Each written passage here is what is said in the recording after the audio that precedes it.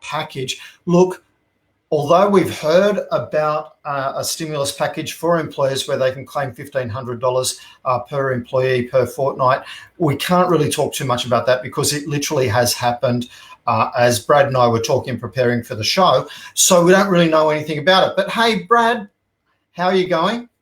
Yeah, great, Kevin. Thanks very much for having me on the show, and look forward to helping everyone out there because it's a bit of a minefield and it's pretty confusing looking at all the different media releases and trying to make head nor tail of what people might or might not be eligible for. And add to that, everybody, rumour, innuendo and hearsay, and it gets even worse. So we do want to go through and just the facts. So basically, we had a fairly detailed chat late last week about the second package that was put out and who people should be speaking to in relation to did they need to go and see an expert, or did they just need to go and see I was going to say the CES. I am showing my age. Centrelink and Centrelink, their bookkeeper. Who do they really need to be talking to? So, Brad, you're from Peak Partnership. You've got a number of partners in the accounting firm there, and I think you qualify as a small business. So tell us a little bit more about Peak Partnership and your background.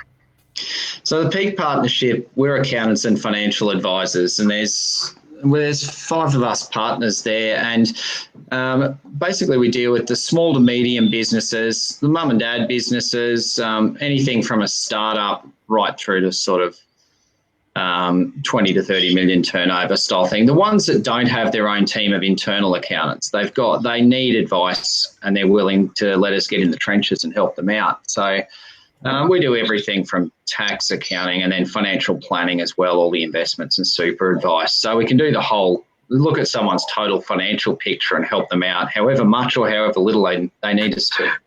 And all of us have worked in decent sized firms. I've been a small business owner myself and built one from the ground up. So all of that experience helps us.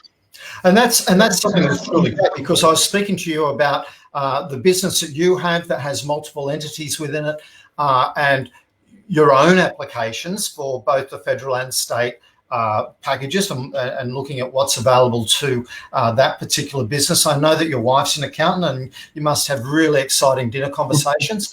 But, you know, we've joked about that once or twice. We have, yeah. So I just thought I'd share with everyone else. Riveting conversation over a dinner table. But here's the thing. Brad is, living the dream with the rest of us as a business owner, as well as being an accountant and an owner of that accounting practice also. So he really is on top of what's happening here. So let's just start with the basics. And the first thing that's got people excited and confused and all that, it really is around the job subsidies. The initial round that was announced, where there was going to be a minimum of up to $20,000 and potentially $50,000 of funding. What do people need to do? And is it real money or is it just funny money? Yeah, well, that one there, one of the misleading things when it was announced was that it was a cash payment, which is not really the truth. It's actually a credit to your ATO account. So when you lodge your March BAS, what they're saying is you'll get a credit for the pay-as-you-go withholding that you've paid for staff wages. And what that's designed to do is help employers keep staff on, because the government ultimately wants to keep more people in jobs if they can. So they've come up with that to help subsidise your employee wages. So essentially, for part of your wages, all you're doing is paying the net wages after tax. Out of pocket, and the government will fund the other part. But what they do, they credit your BAS account, so that helps offset any GST that you would have owed. But then if your BAS account goes into negative, they'll refund you the money within 14 days, they say. So there you go. So it isn't just funny money. There is real funds there if you're not, if you don't have a quarterly BAS of over $10,000. Absolutely. So that's really good news for people. Just one other point, Kevin, with that is for the small business that might only be paying a small amount of wages, there's a minimum level of 10 grand. So if you only withhold 2 grand, you'll get 10 paid back. So that can be a real boost to the smaller end of the businesses. Right. Now, It says employing entities. So does that need to be a company, or is it, can you employ people without having a company structure? Absolutely. You can be a sole trader, you can be a partnership, you can be a company trust. Virtually any of those can be an employer. It's just that sole traders and partnerships, you can't employ yourself. It's got to be other employees. But you could, if you had 2 or 3 staff helping you out in a shop or something, that would classify as employees, and you'd be eligible to get that. Now, that first payment we were talking about before, that's going to get doubled. So if you get the minimum 10 in the March BAS, you'll then get another 10 across June, July, August, September. So that can be a good payment to those small businesses, and those that are paying staff and don't get the payment, they're still saving an awful lot on their BAS payment over the next 6 months. Absolutely, which will help you with cash flow and everything else. And we did have Tim Wilshire the other day talking about the government being very understanding of the situation that they're putting everyone in by trying to put the economy into a hibernation state. And so at the moment, the tax office is your friend. They're not going to be aggressively chasing any tax debts because they understand the unemployment that they could create by doing so. So very Absolutely, and we've noticed that already in the last 2 weeks. The ATO, have to give them credit, they've been extremely helpful. So ATO and the major banks, they've never been more helpful. Your best bet with the ATO, get on the phone and talk to them, or get your accountant on the phone to talk to them if you're struggling, and they're very willing to work with you. And that was the next part of the stimulus package that came out. It was talking about the about getting a loan, and the government being 50%, basically guaranteeing 50% of the loan, and the banks not being able to ask you to be guarantor as well.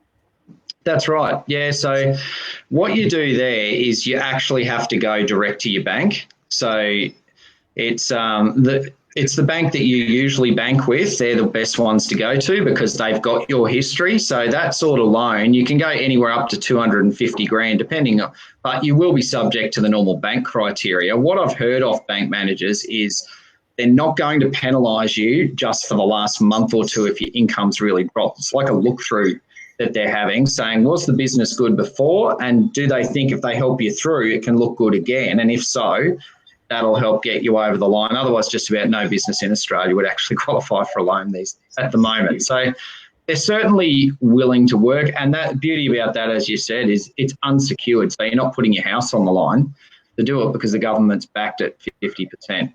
So if at the moment I have a line of credit with the bank and I'm looking to extend that line of credit to get past this, would I be able to do that? You can go for any bank funding you like at the moment, if provided you match criteria. If you had a line of credit and you wanted to extend it, talk to your bank. But this is a separate facility, so you need to go through a separate loan application because it's a specific facility the government has told the banks to do. And what they did is the RBA lent all the major banks very, very cheap money. We're talking like nearly $100 billion so that they could on-lend it to small business for this reason. Cool. So you would potentially, if you had a line of credit that was had your personal guarantees on it at the moment, I'd probably encourage you to be speaking to your bank about looking at funding under this new scenario to get your name off that. Yeah, there's various things like that you'd want to consider, and especially because the situation's changed so much, and through no fault of most people's. They've been running their business as a very good business, and all of a sudden just the situation's changed and certain things got done and out of their control. So now's the time. Lean on the bank that you've been with. It's about time they gave something back. And to be honest, most of them are being very open. Any of the dealings I've had with them has been pretty positive so far. Excellent. The other thing, and here's just a little aside, I was speaking to a finance broker the other day, and mortgage rates obviously have there's been a positive response with a lot of the banks with mortgage rates. And if you actually approach them about getting a discount, you're probably going to have a very good chance of them dropping that. If you don't approach banks, as we learned in the Royal Commission, they're not going to come out and tell you can get a great reduction on your home loan rate. Exactly. But if you go and have a chat with them, you can probably do quite well and probably drop, even upwards of 1% on your already thing. Particularly if you have a loan that's starting with a 3 even at the moment, go and have a chat to your bank, because you may be able to get that down into the 2s, potentially even low 2s. So, which is pretty unprecedented in my grown-up lifetime. I can't recall it being anywhere near that. No. Well, what we're finding is we're doing a lot of work with clients in the last couple of weeks around business continuity planning, because there are all these different things going on that can really help business owners. And it's about working out what the outlook for your business is and then taking advantage of what's available and not thinking, oh, look, I don't need anyone's help. This is unprecedented times, and there are all these things there, and the government and the banks and everyone are putting it in place to try and get you through so that you're a good business and employ people on the other side. So they want to help you through. They don't want to see you fail. So you want to have a look at what's available and use it. Absolutely. Look, so many businesses are struggling with cash flow, and this is the thing that stops most small businesses from growing. Right now, the government is going, we're here to help you. So please put your ego aside for the moment. If you can, if your business has been affected, and if you don't have a corporate structure, go to Centrelink and have a chat with them. Even if you don't qualify for a Centrelink payment, you may still qualify for the stimulus package payment. So it's very important that you could still get that $550. Even so, the government's just announced the other thing. We're not sure about the details of that, with the $1,500 per fortnight for people within a company. That will bring us to the disaster relief stuff, Brad. Yes. We were talking about. And there's a couple of different measures that can affect us in relation to that, can affect us in a positive way in relation to that. Let's have a quick chat about that. One was the you can trade insolvent, which is really never been seen as socially acceptable. No, well, look, it happens all the time. But the issue is, and this is for company directors. So if you're running a company, whether it's big or small, as a director, you've got a legal duty not to trade insolvently, meaning that the company's got to be able to pay its bills as they become due. So if you find that you can't pay the bills of the company, chances are you're trading insolvently. Now, in the past, if a director just kept going when they knew it should be insolvent, they've seen it and they just bury their head in the sand and they keep going, they can be personally liable for those debts they rack up. Whereas in this case, the government's given people a 6-month reprieve and said, well, there won't be any actions about insolvent trading on directors for this 6-month period, given they know full well that a lot of businesses, to get through the other side, are going to actually probably need to trade insolvently because they're getting all these handouts and everything off the government. But they've said, well, we want to get you through to the other side, so we won't force your hand. Because what you typically have to do, if you realise you're trading insolvently, to get out of being personally liable, you've got to go and put your company in administration and hand it to someone else as an administrator, and they might liquidate it. So this gives you that reason not to have to pull the trigger straight away. You can actually try and work your way through it. Excellent. So there's that. On top of that, there's also the raising of the creditor or debtor reporting thing. Yeah, there is. So there's instead now to actually force a statutory demand and basically take someone to court and try and close them down. It's raised from $2,000 to $20,000. So that's for a debt. Now, the other thing that goes with that is you actually, if you get served with a statement of claim, you actually have up to 6 months now from what used to be about 21 days. So they're essentially saying, we understand people are going to get into trouble at times, but let's try and find a way for the businesses to work together and try and find payment plans or a way through, rather than just quick fire, go to court. Otherwise, in times like this, someone might just pull the trigger and start a court case.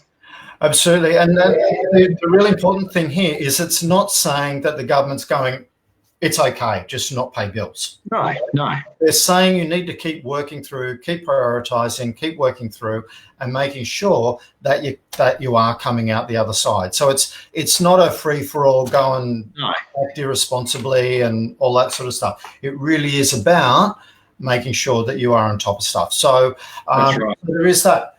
The next thing. So we did talk about the sole traders, and we mainly talked about going to Centrelink if you have had a drop of 20%.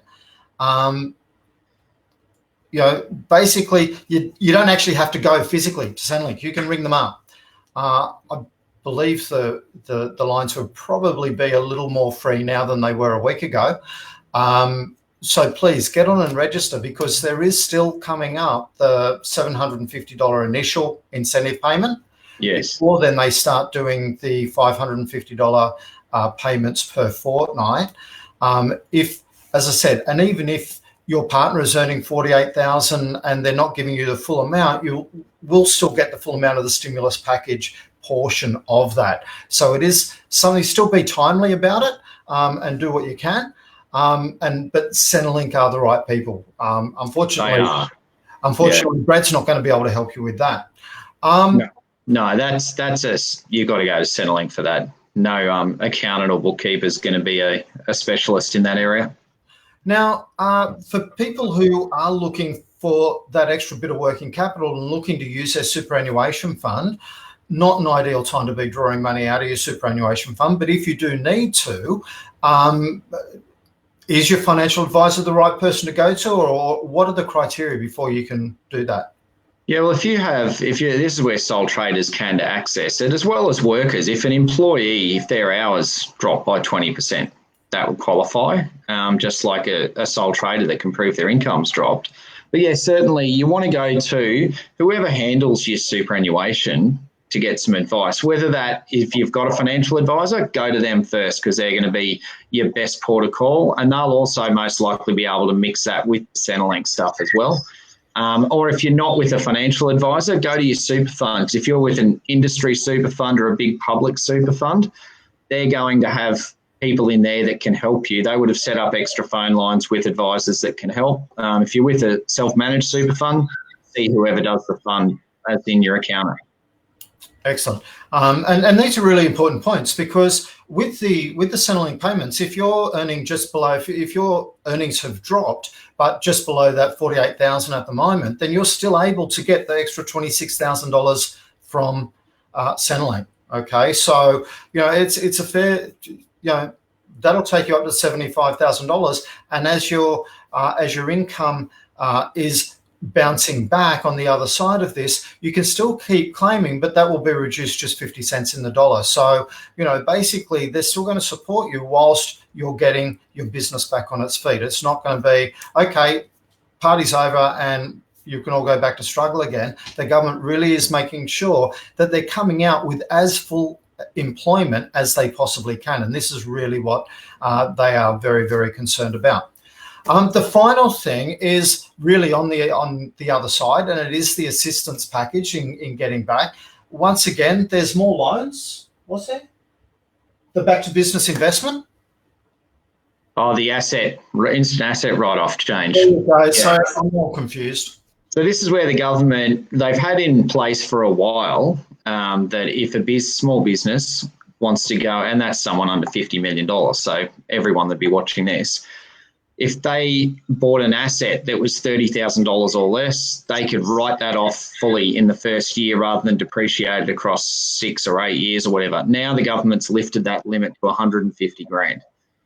So the only thing that you'd want to watch is if you're trying to buy a luxury car, don't expect that you'll get the full 150. But if you're buying equipment for your business, yeah, it could be a big boost, because it means you're not paying tax in the first year on that. Because you're getting a far bigger tax write-off immediately rather than spread that over a number of years. Excellent. So there's an array of assistance packages there. It isn't automatically just run to your accountant and go and have a chat, although I know a lot of accountants at the moment are offering a lot of free chats to a lot of their clients to help them through this time.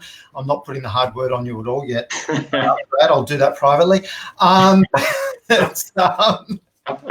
But obviously, they're running a lot of information sessions for their clients and that sort of stuff. They are speaking to people individually. They are doing everything they can to make sure that you're getting through this as well. If you've got a great, if you're closer to your bookkeeper and they're the first port of call, have a chat with your bookkeeper. Get the right advice so that you can have what you need to survive through this time period, and use this time period, particularly while there's this hibernation zone, use it to work on your business as much as in your business. Yes, you do need to be. The one thing I want to ask people to do, or I want to encourage people to do, is not to cut out their entire marketing budget. Because if you're not marketing your business now, you'll be behind the eight ball to people who have been throughout this time period. So please think about that side of it. Think about the things that you do need to do, that you need to be redesigning. If you need to be improving different processes, if you need to catch up on systemizing and automating different parts of your business, think about that. Right now, I guess everybody is thinking about how can we work more remotely. And I actually think that that's going to be a big, big benefit that we get out of this time period, is that work will be a whole lot more flexible on the other side of this situation, which will be great for both employees and businesses. It'll be great for business owners because you're more used to working remotely, which should be able to help you out. Somebody here has got, for the instant asset write-off, it's only to June 30 this year at this stage for the 150,000 limit. Yes, yep. And somebody else asking, do you think that they'll extend that? We're not really sure. It is a moving feast. We're not sure how long a period people are going to require assistance for. But the one thing the government said is, look, 2 weeks ago, they were looking at having a surplus. Right now, they're going, let's not worry so much about that. Let's worry about how we can help the nation come through as strongly as possible. I think that's a fair point, Kevin. With a lot of the stimulus stuff, it's all a rush and it's unprecedented. So you never know. They'll put it in, see how it goes till June 30, and then they might very well extend it. They did with the smaller amounts. They realised they needed to keep it up. So because for that sort of stimulus, when people are getting on their feet, if they do go and buy all this equipment or cars or whatever, that flows money through the economy and then gives other businesses income. So there is a positive to it. Absolutely. Yeah. Absolutely. It's not just completely let's all go to sleep for the next 3, 4, 6 weeks, whatever it's going to be. It really is, hey, how can we position our business better right now? Because there's a lot of people still looking for help. One of the things we're going to be doing here at Business Small Business is we're going to start running different education to help all small business owners. We'll get experts in different field, in the marketing field, in automation, and across a range of fields, so that we'll be running 3 different programs a day at 9 o'clock in the morning, typically at midday, and then again at 4, so that you've got something that you can learn to work on your business, or see if there's another opportunity that you might be able to make available for your particular business. And I think that's the best thing that we can be doing. The other thing I do want to encourage people is we have got the directory there. It is there to make it easier for people to do business together. One of the conversations I've had with many people who've been in the group much longer is, a lot of them no longer put a request for, does anyone know a plumber or an accountant or something, into the group, because they just get so smashed by the response. And they'd much prefer to go and hunt without having that pressure of people saying, pick me, pick me, pick me. And so they are going straight to the directory. So, we do have the basic package there for $12 for the entire year, so $1 a month. If you're looking at marketing your business, please think about putting it on Business Small Business, because that will help us run this group better. It'll help us create more opportunities for you as well. So please, I want you to think about what you're doing to make the most of this particular situation. So thanks very much, guys. Brad, and the team at Peak Partnership. You've looked after me really well over the years, and thank you very much for your time today. I really like the fact that you do come at it from the point of view as an accountant, but also with that other hat as a business owner as well. And I think that makes a real difference to how to the advice that you're often giving when we're having a chat about different stuff. So thank you very much for your time today. Well, thanks very much for having me. And yeah, just want to get out and help as many people get through this as we can. If we all stick together and form a great community, everyone's going to be far better off for it. Absolutely. If you don't have an accountant, please think of Brad. We were talking to Tim Wilshire, who's at Nunda the other day. And tomorrow I've actually got Alan Mason, who is in Spring Hill or the Fortitude Valley. He might even call it Bowen Hills there. They're all so close. But in a city anyway. He's going to talk to us about what the state government is offering. And it sounds like I need to go and find somebody else to talk about the package that's been announced only just before this particular show. That's how fast stuff is moving here. I know that we don't all just want accounting advice, though. So we will be moving very quickly to talking to marketers and how they can help us, and looking at putting some really cool information in the group. Tomorrow morning at 8 o'clock, not 9 o'clock, at 8 o'clock, I've got Ray Armitage and Neil Munro talking about creating a 100-day action plan. So what you can do to stimulate your business over just 100 days. Thinking 2 years into the future right now is like so long-range planning. It's not funny. What do you need to do in that next 100 days? And we're going to talk about that. And I also am speaking to Andrew Tennant at lunchtime, and that will be about mindset and what you need to do about thinking about your thinking and how you're thinking about business. So a very interesting day tomorrow. 2 days' time is long-range planning for me. I can't even think about what I've got on Wednesday or Thursday then. So thanks a lot, guys. I really appreciate you giving your time up for this particular show. Thanks a lot again, Brad, and we'll catch you all soon. No problem. See you soon.